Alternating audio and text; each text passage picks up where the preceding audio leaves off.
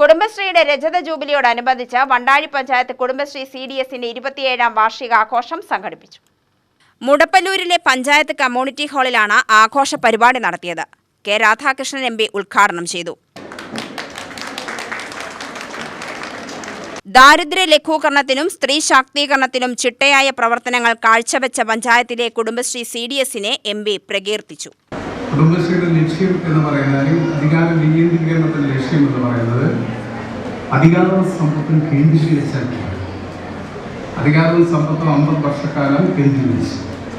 അങ്ങനെ 50 വർഷക്കാലത്തെ അനുഭവം പഠിച്ചുകൊണ്ടാണ് നമ്മൾ 97-ൽ അതായത് 9ാം പഞ്ചവത്സര പദ്ധതി കാലത്ത് അധികാരവും സമ്പത്തും താഴേക്ക് വികേന്ദ്രീകരിക്കാൻ വേണ്ടി തീരുമാനിച്ചു. അങ്ങനെ വികേന്ദ്രീകരിക്കപ്പെടേണ്ട ആവശ്യത്തെ നല്ലപോലെ ബോധ്യപ്പെട്ടു. അധികാരവും സമ്പത്തും മുകളിൽ കേന്ദ്രീകരിച്ചാൽ പോരാ, ആ അധികാരവും സമ്പത്തും താഴേക്ക് വികേന്ദ്രീകരിക്കപ്പെടണം.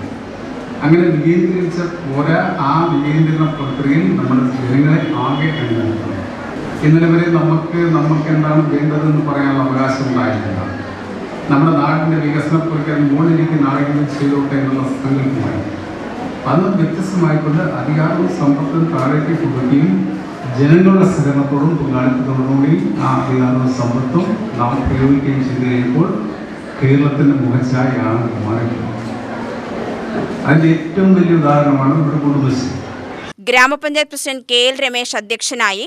CDS member secretary M Chenthamarakshan report അവതരിപ്പിച്ചു. വൈസ് പ്രസിഡന്റ് P ശശികല, ജനപ്രതിനിധികളായ PH Saithalavi, P Sasikumar, Subitha Muraleedharan, CDS chairperson Kanakalatha Chandran എന്നിവർ പ്രസംഗിച്ചു. UTV news, Palakkad.